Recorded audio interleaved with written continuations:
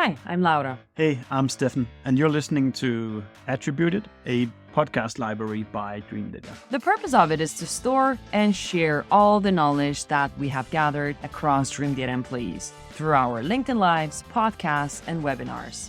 The typical topics you'll find here can be stuff like marketing, Sales, B2B ads, operations, social selling maybe. Hello and welcome everybody to another Attributed session brought to you by Dreamdata. As usual, it's me, I'm Stefan. With me today I have Alice de Courcy. Many people must struggle with getting that right on the first draft, Alice. Today, some would probably call this a pretty narrow topic, which is how to use OKRs specifically inside a marketing team. But it's a topic that I've been quite interested in for a while now, as I don't by any means perceive me myself as the perfect leader, the perfect marketing leader. So I'm trying to learn, is there any better ways to structure how our team works? And Alice, just to brag a little bit on your behalf before I give you the word, I just saw that you've been at Cognism from 3 million ARR to over 70 million ARR now, which is an insane accomplishment and probably makes you one of the most successful European SaaS companies, right? I'm super happy that you've said yes to teach me a little bit about how you lead marketing teams, I guess particularly in Cognism, and how you make the work of your employees become a success. But Alice, for those who've never met you or heard about Cognism, can you maybe explain a little bit about who you are and what it is Cognism does? Yeah, sure. First of all, great pleasure to be here. Love talking about OKRs, anything that's around structure and process. So excited for this topic. Yeah, I'm Alice de Courcy. I'm CMO at Cognism. Cognism is a B2B contact data provider. We give the sales teams the contact data they need in order to find their next best prospect in a nutshell. And yeah, I've been at Cognism now for coming up to 6 years, which is kind of crazy when I think about it. And yes, happy to say scaled quite a lot past the 70 million as well now, which is exciting. And yeah, excited to dig into this topic with you. Wonderful. And I don't know if it's just me, but I feel like I see Cognism everywhere on LinkedIn. And I'm really, really enjoying the approach that you guys take to marketing, which plays on a good deal of a sense of humor. But for those who've never heard about or seen Cognism's marketing, what is the overall brief that you've given to your team about how Cognism looks and feels? Yeah, I think important to say that I feel like, well, especially when I started at Cognism, that B2B marketing was kind of broken. I think a lot of like the first principles of what we were taught about B2B marketing should look and feel like just didn't really resonate with me or feel to be true. So when I joined Cognism, I felt like it was a great opportunity to kind of reinvent the playbook, so to speak. And we always talk about how we don't want to copy anyone else. We're trying to forge our own path. We're building in public. We are trialing, failing, experimenting all the time. We want to be super authentic. We want to talk like humans. We want to, take inspiration from B2C. We're talking to people at the end of the day. It might well be that they sit in a business setting, but they're still just normal people. They enjoy the same things as people in a consumer environment as well. And so a lot of those things are part of what we've put into the DNA at Cognism, which I think is hopefully what's helping to drive a lot of the success and why people can relate to a lot of the stuff that we're doing. It's super nice. And I can just say to the people listening that if you want inspiration on how to do marketing in a B2B world a little bit more exciting, then do go follow Alice and Cognism. But like diving into today's topic of OKRs, objectives and key results, just to spell it out. When did you first discover it? And like, when did you start thinking that it's not only just a good way to lead a product team, but also a marketing team? Yeah, actually, I was first introduced to the OKR framework in my previous organization. We actually spoke about them before we came online, Jure, who were like at that time a startup. They're probably more in a scale-up phase at the moment. But I joined as the first commercial hire, and it was literally the CEO and myself sitting in their London office. And we had all of the product and engineering team sitting remotely. So OKRs were a really pivotal framework for us as a company that small, starting out completely the go-to-market motion and trying to get us super aligned with product as well. So I really discovered their utility in that sense of like startup mode, us all working more on an organizational level. But I didn't have a team, so it was more about just like org level OKR framework. the things that I learned that were very important was the structure around it. I guess also just like how to set OKRs. So there's a lot of do's and don'ts around that as well. And so when I got to Cognism, we didn't actually have, I think in the first year and year and a half, probably it was just doing a lot of stuff, getting stuff done, shipping it. And then it became a requirement to have more structure, especially because we became remote with COVID, etc. So that was when I thought about implementing OKRs into the marketing organization, but they weren't company-wide at that stage. It's only been a company-wide, I guess, way of operating for the last year and a half. But yeah, I'd say for marketing, we've been using them for a couple of years now. That's really cool. And if we start from scratch, for people who've never heard about OKRs before, how would you explain it to a general marketer? What the objectives are, what are the key results, and so forth? Yeah, so OKRs are ultimately, they're a goal-setting framework. But the thing that's unique about OKRs is they're set up to be ambitious, measurable, and trackable. And when they work the best, they should be applied across like the full organization at both a team and individual level. That's how I see them working best. And yeah, and you've got and they're a combination of being outcome focused and output focused, depending on the level within the OKR framework you're operating on. So it's really important that you have that structure set from like the beginning as well. I think, yeah, I guess that's kind of in a nutshell what an OKR is there to achieve. And in Cognism, to give you an example of how it's set up is like, first of all, my exec team will set the top level OKRs for the company, which are a bit tied into our strategy. We do that on a half yearly basis. So, and it's not to say that we'll reset them every 6 months. We'll just relook and revisit. And if something has changed and one of those OKRs doesn't look to be something that we want to focus on going forwards, that's when we'll iterate. And we have 4 OKRs. That's the maximum amount that I would recommend. That's the maximum amount that we would ever allow ourselves to have. We have 4 in the company. 4 company level OKR. Okay. Yeah. Yeah, exactly. More in marketing, which I go into later because of the way that's structured. And then in those sessions, what happens with the execs is once we're happy that those OKRs are the right things to be focusing on, each of the department heads will go away and set their department level OKRs based on those top level 4 OKRs the organization has, or they'll just revisit the ones they already have, depending on like if we're revisiting or reimagining. And at that point, that's when we'll all come back together, and everyone from the CFO, the CEO, CPO will all talk to our OKRs that we're going to focus on from a department level, how we see them rolling up into the organization level ones, and why we think that will help us move the needle. And at that point, like, we are challenged, and people will have open discussion about, are those the right ones? We'll talk about dependencies across departments. Like, it's a very like open forum. It normally takes a whole afternoon for us to do this. Yeah. And at that point, we hope we've like solidified down what the companies are and our department levels are, and that we're happy that they all align. And if we do all of those things well, then the strategy will get executed. And that's when we then go away and take them back to our teams. And at that point, I will do a similar session with my org where I'll say, these are company level, department level, and now I want you to go away and think about what your functional level OKRs are going to look like that are going to feed into these. And so that's when they will go off. And this is when there's quite a lot of work that has to happen. You need to be willing to kind of get very involved and roll up your sleeves into the details here for them to build their OKRs based off those things. Yeah, and I would say that's the most challenging level of the whole thing, but it's also the most important because that's where all the work gets done. It's really interesting it seems very admirable how you guys do it. But I bet there's probably a bit of uncomfort in that leader group trying to explain to the other departments what they do. And I know I can get a little bit protected because the others, they don't get marketing as well as I do. And you need to kind of explain them why is it that we believe the things we do believe. But I also think at the end of the day, it's also a very healthy exercise being able to explain the other leaders of the company why it is these things that we choose to do and not the other things. And I guess also like just interpreting a little bit, it must also create some buy-in from everybody that these are the right strategies for our company and we'll try to support you the best way we can.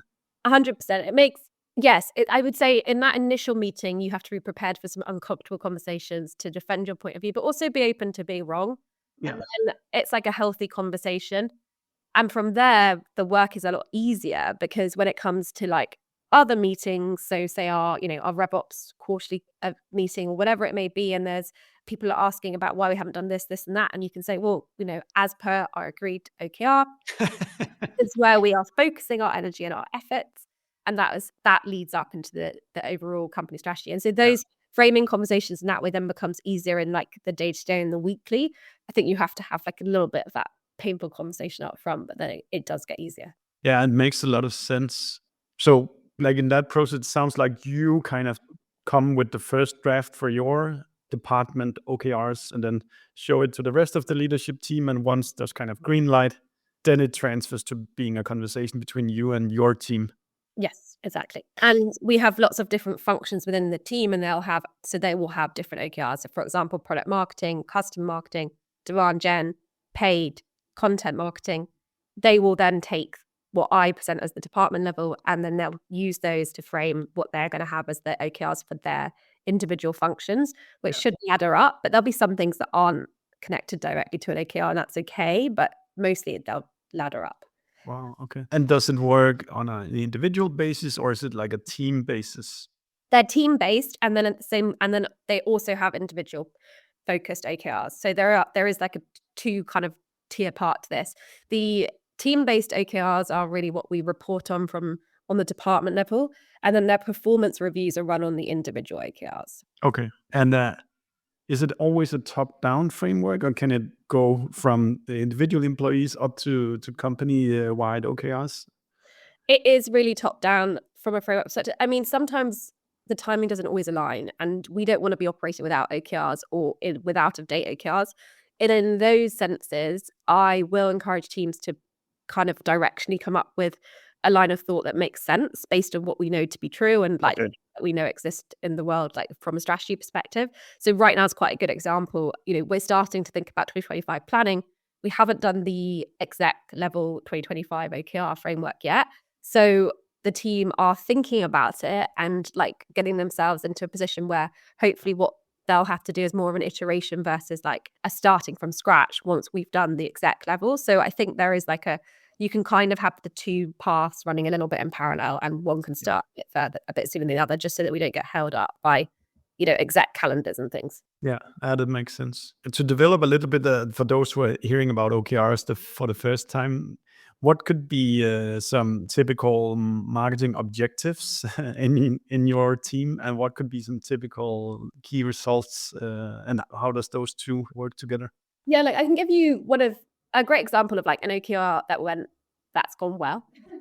So the objective was that we wanted to, so how it started, strategic objective for the company level was we want this proportion of pipeline to be ICP and this proportion of pipeline to be non-ICP from a competency perspective. That was the top level strategy. Then from a department level, my objective was that we want to improve the composition of marketing source pipeline in relation to ICP. And the key result that was tied to that was hit, I won't say the exact percentage, but X% of dollars of marketing pipeline from mid-market plus organizations. And the thing that was great about this OKR was that could be department level, and then it was really easily slotted into each of the functions. So, for example, paid, content, SEO, demand gen, even our enablement teams with website. And when we got into the functional level OKRs that fed into that objective, it was like it broke down all the silos, and it just got us all talking about the same exact thing. And it meant that whenever someone was tasked with something, the first question they would say is like, well, is that going to help us achieve that OKR or not? And if it's not, then should we either do it or not, or should we change it so that it does? Yeah.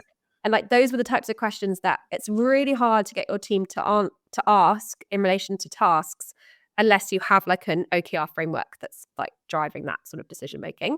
So I'd say, yeah, that's an example of one. That's how it works in practice, and it's been pivotal for us in terms of actually succeeding and changing that direction. Yeah, and as I say, I think, as you said, I think one of the things that does really well is it helps teams also just mentally with themselves answer questions really quickly. Does it align with the OKR or not? If it doesn't align with that, well, maybe you shouldn't spend time on it right now, or at least go double check with whoever is your manager that it's the right path that you're taking right now. And I would say, like, I always call it the 80-20 rule, which is like 80% of our focus should be on the core strategy, like the stuff that sits within the OKRs and the things that we know are driving towards what's the core of our focus. And then there should be this like 20%, which is the other stuff. And we need to have the 20% because we are in a scale up where we learn really fast, stuff comes up all the time, and we can't iterate strategy quickly enough to kind of put it into the framework. But if you leave 20% capacity for that other stuff, it means that you're not constantly having to like reinvent the wheel or feel like you're operating outside of the system. You still have that like headspace. And it also encourages the team to get really comfortable with that, knowing that there will be some other things that happen that aren't in the OKR framework, but they're still important. And that's where we're testing fast, iterating, learning, failing, all of that good stuff. Yeah. Do you have a supplementary kind of framework to the OKRs? Because a big part of marketing is also the sales team get the demo requests they needed last week, or all these things that we just want to have happening every single week. Are they kind of stuffed into another framework, or kind of I think you call them business as usuals in another setting? How does these two play together? That's just BAU. It's what I would call like, that's just our job, right? That's what we have to do. We're here as a marketing team to make sales easier. And by making sales easier, that's hitting the revenue targets and the pipeline goals. And so anything like that, so the core metrics that go into achieving that, which is the full funnel from demo request all the way through, that's just like doing our job and making sure that that's all happening as it should be. And then the OKRs are supplemental to that, which is like, how do we ensure we can help drive change forward to either improve that or to do something slightly differently? So yeah, that's how I see it. Yeah, okay, makes sense. For the objectives and key results, how ambitious do you allow them to be? As kind of, are we tripling our revenue this quarter, or is it do we 20% better than last quarter? Or how do you approach this kind of goal setting or ambitions level built into these? Yes. Well, I would say like because the revenue and pipeline targets are set, and that's again like the BAU, that's the stuff that we just have to achieve. And the ambition around it will be different things. It would be like the composition of that pipeline, or that the ABM program is driving better ROI, or one channel is improving upon previous performance. There would be those types of things. And I always want them to be as ambitious as they think is possible. A lot of those OKRs are set on things that we might not have a lot of data on. So the way that I kind of manage people's fear, I suppose, of failure when it comes to being ambitious in OKR setting is that, like, we know we don't have all the data. We're going to have a best guess based on the benchmarks and the data that we do have. What I will say is that we can revisit the actual like key result that we're driving towards once we've collected like enough data, so kind of 3 months so of data. But the thing that really matters, and that's because I want us to be ambitious and we should be failing fast and we should be learning quickly, and I don't want to be worried about that, because that makes people, I think that just drives the bad culture. And so if they know that the key result is not something they're handcuffed towards, it's just directional, and that we're going to really be looking in our monthly status updates and our quarterly status updates on the OKR at what are those leading indicators. And as long as we're making progress towards those, then maybe the data was off at the beginning and the key result was wrong, but like still have like made progress on the OKR, and that's the main thing. So it's like striking that balance between saying, it's not, obviously we don't want them to think it's okay to have like all of their OKRs fail, but equally, if the key result isn't exactly right from like that one data point that we had to bake it into, then it's okay. And we can revise it and revisit it. So that's the way that we kind of try and manage it. And we track progress on them on a monthly basis and a quarterly basis as well. So we can quickly kind of iterate if we think that we're miles off track, and we have more data now to kind of tell us that we need to change course a little bit. That's wonderful. My next question was kind of how you track kind of the progression towards these, but you almost covered all of it. You run this, it's kind of, is it something you run in sheets, and then people, the different kind of stakeholders, they go in and update how they progress, and kind of what are, I guess it's the key results need to have some kind of measurability to it. So it's not just an opinion. All have to be measurable, that's one of the key things. I think there's 3 things that I found really difficult with OKR setting when we started out, which was like really painful to get started with, for that point around like what even is a key result, what ticks the box of that being something that we are deemed to be fit for a key result. And it is that idea that it has to be measurable in some way. So we have to go through and make sure every single person has a key result that's measurable and trackable, and that we know how we're going to get the answer on that. Then they also have to be monitored so closely, because people have to be held accountable. Otherwise, it all fails and doesn't work. That's hard when you scale and you have a larger team as well. Yeah. And then finally, visibility. Because if you don't have visibility into how all of the OKRs ladder up and feed into each other, then we kind of lost the point of the OKR framework. So what we found was that actually it didn't really work when we managed it in Excel or in Sheets or in PowerPoint. It just got really painful because they were all disparate all over the place from the different levels, and then different departments stored in different places. And yeah, it didn't work. So we implemented goals in Asana so that we could track the OKRs across company, department, functional, individual level, all within Asana. You can see the hierarchy of it. And then the great thing is you can attach your projects to each of the goals as well. So it's really easy to do that.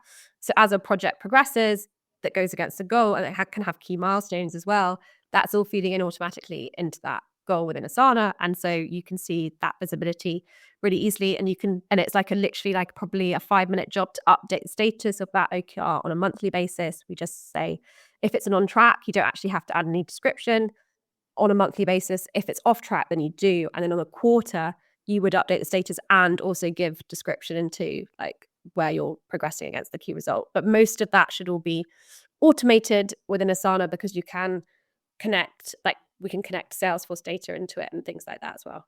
Wow. It sounds like an impressively tight ship that that you guys run.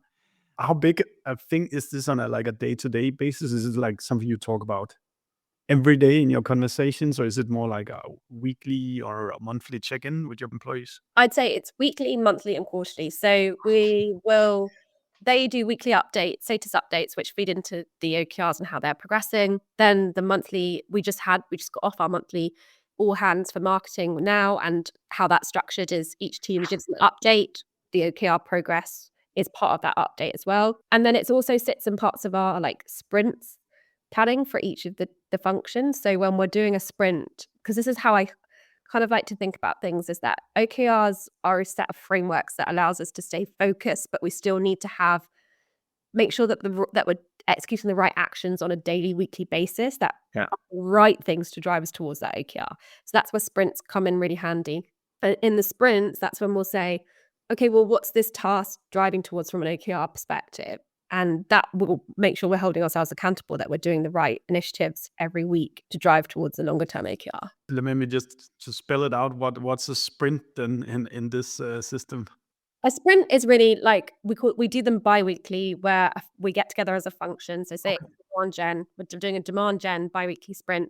Those are the tasks and the projects that sit within the OKR, really. They're the things that should be driving us towards it. But like if we know, for example, I'm looking at a dashboard and it looks like we're really tracking behind on NAM to NAM pipeline, it might be that, that doesn't really go, that's just business as usual work. It doesn't really tie into an OKR, but we need to just really focus on that problem, because again, that's our number one thing that we should be doing, is hitting those pipeline and revenue goals. So we would make sure that we're saying, okay, for this couple of weeks, we're deprioritizing this, and this to prioritize hitting pipeline, and these are the things we're going to do to get there. Nice. So it's like a 2-week framework where you kind of, okay, we're here today, and in 2 weeks we've done what we agree here today. Yeah, exactly. The overall OKRs, I forgot to ask, you do them like biannually. So kind of those that you select then goes for 6 months. Yes. Okay. And it's not that we necessarily have to reset them at the end of the 6-month period either. It's a revisitation. So it depends if we've changed. If one of the company level OKRs has changed, then for sure we will need to either we'll probably add and remove some OKRs in our own department level and functional level. Yeah. If the company level ones haven't changed, then it's more about making sure that the ones that we're focused on are the right ones, and that we're also measuring and tracking them correctly. That's more of the review that happens. So yeah, it just depends how the company level ones move as to really how much change happens in the department and functional ones. Super cool. Is there any specific type of companies where you think OKRs is a good fit? And are there any companies that should probably not jump into using OKRs as a way to lead the company? Yeah, I mean, if we're talking about from a marketing perspective, I suppose if you're the kind of organization where you don't have very good measurement in place in terms of tracking, like how marketing's performing. And you also don't have very good oversight or visibility into like company level objectives, then I think it's going to be very difficult to do OKRs. That's not to say you still shouldn't do it. I think it's just going to make it much harder to do. I also think it's not really so much as like there's a type of company where it's not a fit. I think OKRs as a function and a structure are always going to be helpful. I guess it depends on what your priorities are. So like as an example, if you're a small startup and you're a team of 5 and you're all sat in the office together, you probably don't need OKRs. It's probably going to be more work than is beneficial in the early days when you just want to get a lot of stuff done. Yeah. I think when you realize that actually you're getting a lot of stuff done, but you're not sure if it's the right stuff and you're not entirely sure how it's like laddering up to the organizational structure, then that's when you should be thinking, okay, we probably do need to have some sort of framework in place, and OKRs can be a good one for enabling us to get that structure that we need. And I would say just because you can't measure it doesn't mean you shouldn't be. So, but you probably want to solve the measurement problem before you started to do OKRs. That's a really good way of putting it. If you're doing a lot of stuff, but it doesn't necessarily feel like it's it's the right stuff, or if it's moving in the same direction. Have you met any kind of resistance trying to implement the OKRs amongst your employees? So what have you experienced, and kind of what is the best way to introduce employees who haven't worked with this before, and where can trouble kind of start? Yeah, it's an interesting point. I think people always want to understand how they're feeding into the company strategy, but then they also want to understand how they can be successful as individuals. So a way to overcome any possible friction is to make sure that you very clearly outline how the OKR process will enable them both to have a transparency into the company strategy and how their work feeds into it, but then also to help them as individuals like succeed within the company and in their own careers. So I think framing it in those two ways really helps, because that's the sort of feedback you tend to get from like employee engagement surveys when people say, oh, we don't really know how my work helps the company strategy, and I also don't feel like I'm working towards that. Really, really helps if you set the scene there.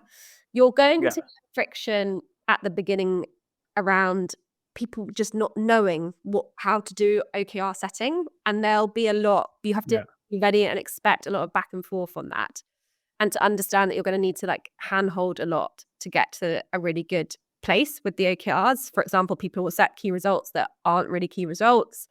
They'll set objectives that aren't outcome focused, and some of them you might not think really align. So you'll have to do a lot of that work and just be right. And people will find that frustrating because they always do. Something new is always hard to get to grips with. And then I think another really important thing is that like if you're committing to this, then you need to commit to the reporting and the accountability side of it, and having a process where you constantly revisit it, because otherwise people will be frustrated that they're doing work to update OKRs that just sit in a deck or sit in an Excel that are never really reviewed, or they don't really know what happens to it and how that like feeds into anything. So I think you have to have the process and the cadences sorted around how you're going to keep people accountable to that and talk to progress on OKRs and things as well. Yeah, like if you've had to come from a culture where you're not used to kind of being measured or committing to certain goals or projects, I understand that it can, for those people, it can be uncomfortable to suddenly be confronted with a leader who keeps referring to that project that you agreed to do. And related to this, let me just pull up Andy's question here. How about if you have creatives on the team? How would you set key results for them? Yeah, we have OKRs and key results for everyone within the organization, including our design team and our video team. And I think one thing I would say on this is you have to be understanding that their business as usual work is more consuming than for other functions. So like they're going to have a smaller amount of OKRs, which is more of the transformative stuff that you want to focus them on outside of what they do just in BAU, which is enabling the rest of the team to do the things that they're going to ultimately deliver results through. But then I want to push every team to do better. So example for the creative team is we have what we call like a creative day once a quarter, where we look at the performance of all of our ads and creatives that we can track, and we'll say these are the things that are performing really well, these are the things that are performing less well, And when we can set benchmarks from on the creative side that we want to make sure that we never fall below X and we continue to hold ourselves accountable to Y. And that really pushes two things. It means that the creative team understand how their work actually has an impact, direct impact on pipeline and revenue. A single ad that performs really well can have a massive impact. And then it also makes them think about what are the elements and the things in that ad that made it work. Obviously, some of it's copy, some of it's where that ad, like the subject of the ad, but some of it is also design and creative. And I want them to be thinking in that way as well, so that they're not just executing a brief. Yeah. And it changes the way that they operate on like a day-to-day basis, because when they have briefs, they should be incorporating kind of those learnings into that execution as well. So getting them to be a bit more strategic in how they're thinking about things. And another example is in the video team, our video lead has now like really got like created a kind of YouTube strategy that we didn't have before, all driven through the OKRs, because we gave video a pipeline and revenue target, and that created them to start thinking about how there were other forms of leveraging video that we already had that could help drive towards it. And YouTube was a great example of like an underutilized area for us that drove that focus. So I absolutely believe they have a place for creative teams as well. And I actually think that is kind of one of the ways in which you can tie those sorts of teams back to revenue and pipeline, which I think we're all trying to do more and more often. Yeah, I love the fact that it gives everybody kind of a sense of accountability, but also an opportunity to kind of impact from where they are sitting and a chance to impact the success of the company, because the goals go throughout the company. And I think for the same thing, for when you're a fairly intelligent, rational person, you also like to understand that you're building a cathedral and not just like putting in another brick in the wall. Exactly. Anders is asking something here as well, which I'll pull up. Which pitfalls, if any, have you experienced with OKRs? Marketing tends to be a very dynamic and creative environment. How do you think implementing OKRs have impacted the opportunity to act on spontaneous ideas? Yeah, that comes back to my 80-20, which is that I did, 80% of the time we're focused on BAU and OKR initiative work. And then we have this 20% capacity, which is things will change and shift. And we do react to that. We have creative, a bit of like freedom to do whatever's required in order to allow ourselves to do that. So yeah, and that would happen in sprint planning. So those 2 bi-weekly sprints that we have, that's when that type of thing would come up, which would be like, we've seen this opportunity. It doesn't really sit within the OKR framework, but we strongly believe that there's something we should be doing here and we should act on it. And in those bi-weekly sprints, that's when we'd have that conversation and we'd say, yes, no, let's test it. Let's run it for this period. This is what the test will look like. And then, yeah, we'll kind of set it out in that. And that's where we'd roughly be able to see, because we do use Asana for this as well. This is not a pitch for Asana, but in the sprint board is roughly the allocation of tasks, like 80% core and 20% experimental. And that's what we try and keep ourselves like accountable from a task kind of split perspective. Yeah, I think that 80-20% focus is so important to not fill up the employees' time completely just with the plans that you have made. Because like if you're wrong and then you've used all of your capacity on those ideas, on those objectives that you set out, and some of it didn't work out, well, the next time you're setting your objectives, then that little idea that employee had but managed to find time for it might be the one that slides in as a bigger part of the next OKRs. Definitely. And I think that the same for like overall growth and contributing to revenue, that you need to exhaust all the opportunity you're sitting on, but you also need to continuously plant seeds that can kind of become the next growth lever for a company. Definitely. Are there any other advice that you've thought about OKRs, Alice, for marketing teams before this conversation interview that you felt like needed to be said? I think I was thinking about this and I was saying how I probably wouldn't start with OKRs. I would start by just thinking about what do we want to achieve and what's going to be the best way for us to get there. And then rather than like starting to plan OKRs in a spreadsheet or Asana or wherever you choose, I would be thinking about, if I am going to go forward with OKRs as a framework, like what are the systems and the processes that need to accompany them to make them successful and make sure that they're actually adopted correctly so that we can follow through on it. Because I have had experience where if you just start with OKRs, without the rest of the structure or the process or the cadence set up, they go nowhere and they live on a spreadsheet and a PowerPoint and like maybe semi-useful, but like they're not powerful. They're not used in the way they should be, and they're not really powering your strategy. So that's one thing I would say, just when I'm thinking about it, that's how I would be thinking. And then I would say, like, don't expect it to be a really easy exercise. Like, you need to expect there to be a lot of iteration, that you're going to need to work really closely with everyone in the team to get them to the right place. You need time to really explain to them how they work, how the company and the marketing team are going to use them to drive strategy. And again, coming back to this idea of like, what's in it for them? Like, what will the impact be on for them and their career, and also for the company? I would, just really recommend taking the time to kind of do that. And then not everyone will have the luxury of this, but a game changer for us is we have introduced, now that our team is like 30 plus marketers, we have a project manager, and she is our Asana champion, but she's also tasked with like really running the OKR process, because I think the hardest part is not even the OKR setting up front, it's the consistent tracking, updating, and making sure that we're all accountable, including myself, to like set out. And so having that role in seat has been incredibly beneficial. But if you don't have the luxury to have that person in seat, then just make sure there's time carved out in someone's workload that's going to be responsible for doing it. Because I think if you implement OKRs without some of those bits in place, then they will just fall flat. Yeah, and it's like with most things, if you're not kind of consistent and kind of following up, then progression stops and it slips off people's radar at some point, I would guess.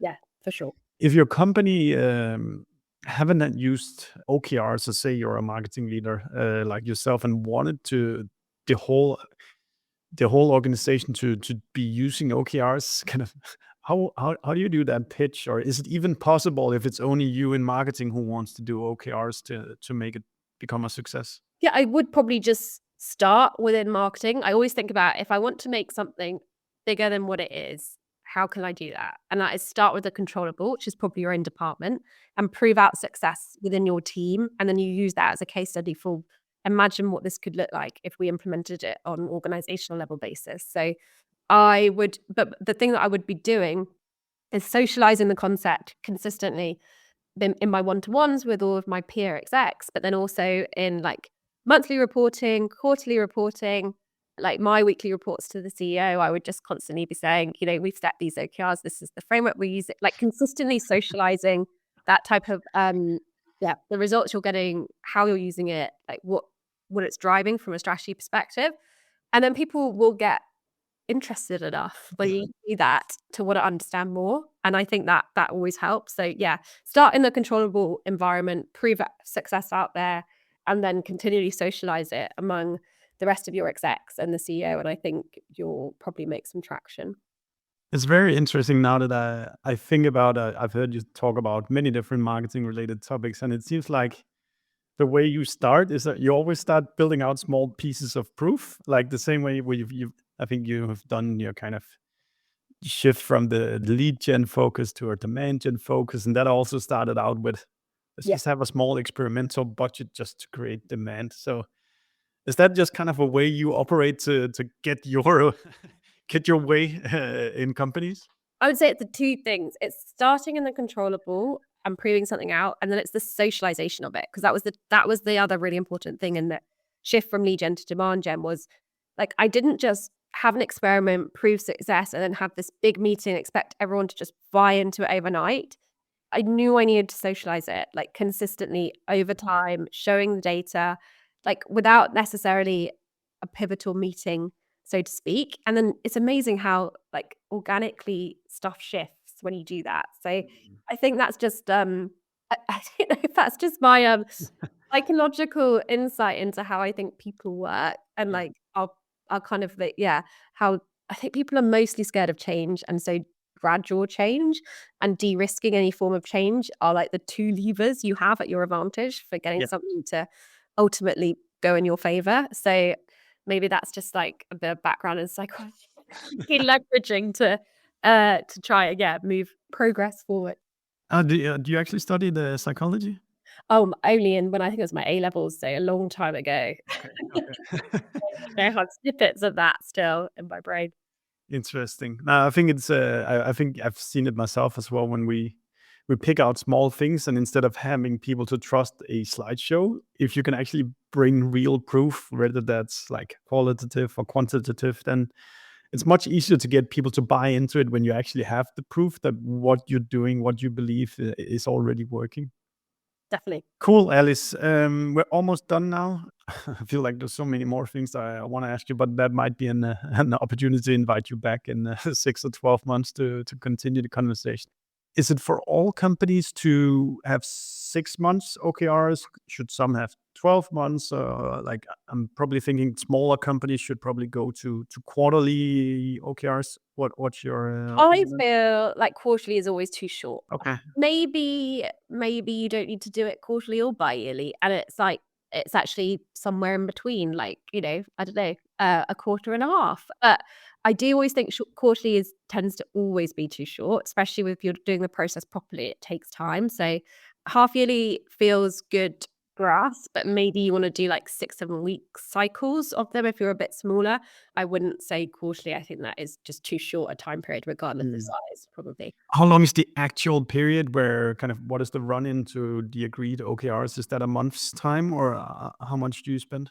I mean, I would say probably end to end full process. Yeah, it's probably a month. By the time we've done it from an exec team offsite, that's translated through to the department functions. Yeah, you're looking at about a month's time. Wonderful. Alice, I'll not steal more of your time. It's been really interesting and really impressive to hear how organized that you guys run things. Probably is a proof that you're not just lucky when you grow to plus 70 million euros in ARR, but there's actually a plan behind everything. If people want to reach out to you, or if they want to give Cognism a try, what's the path you want to put them on?